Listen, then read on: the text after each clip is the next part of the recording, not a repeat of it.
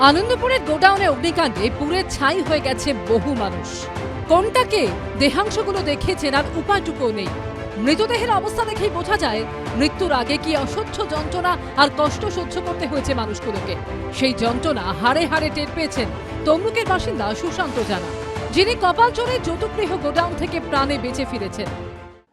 বলতে এখন কথা বলতে প্রচুর অসুবিধা হচ্ছে, সাইডে প্রচুর ব্যথা আর প্রচুর কাশি হচ্ছে। গোটা শরীর জুড়ে ফোসকা, শ্বাস নিতে এখনো কষ্ট হচ্ছে। শরীরের ক্ষতর থেকেও মারাত্মক মনের ক্ষত।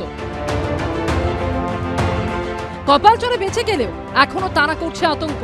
চোখ বুঝলেই মনে হচ্ছে গিলতে আসছে আগুন। দুঃস্বপ্নের মতো তাড়া করছে ভয়ঙ্কর দৃশ্যগুলো।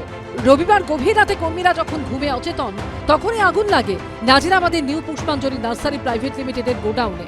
দাহ্য বস্তুতে ঠাসা ওই যৌতুকগৃহের মধ্যে কিভাবে থাকতেন শ্রমিকরা? ভয়াবহ সেই অভিজ্ঞতার কথা শুনিয়েছেন অগ্নিকাণ্ড থেকে বেঁচে ফেরা কর্মী সুশান্ত জানা। লোহার স্ট্রাকচার করা আছে, তার উপরে তক্তা বিছিয়ে আমরা ওইভাবেই থাকতাম। ও যে যার পার্টিশন ভাগ করা আছে, টিন দিয়ে ঘেরা। আগুন যা কখন লেগেছে জানি না। যখন আমি পাই তখন আমি আগ পাকে উঠে যাই।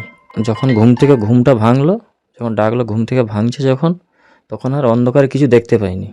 আমরা যেন নিচে পড়ে গেলাম। আমি নিচে সাইডে আগুন জ্বলছে, আমি যেখানে পড়েছি ওখানে আগুন ছিল না। চার সাইডে যেন আগুন, সামনের পজিশনটা আগুন ছিল না। পড়ে যাওয়ার পরেই বেরিয়ে যাই ওখান থেকে। তখন তো কোনো নিজের সেন্স নেই।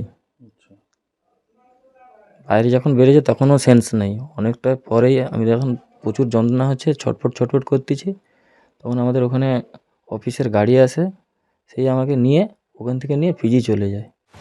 আচমকা বিপর্যয় রুজি রুটি কেড়েছে, তার উপর চিকিৎসার খরচ।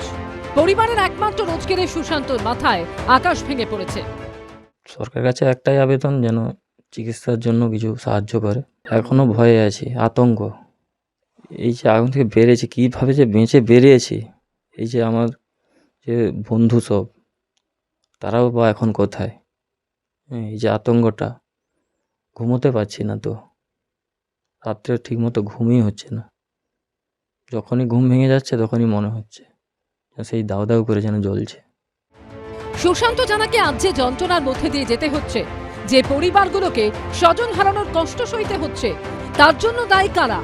সেই উত্তর এখনো নেই কারো কাছে। বেটাল চক্রবর্তী রিপোর্ট, এবিপি আনন্দ, পূর্ব মেদিনীপুর। এবিপি আনন্দ, এগিয়ে থাকে, এগিয়ে রাখে।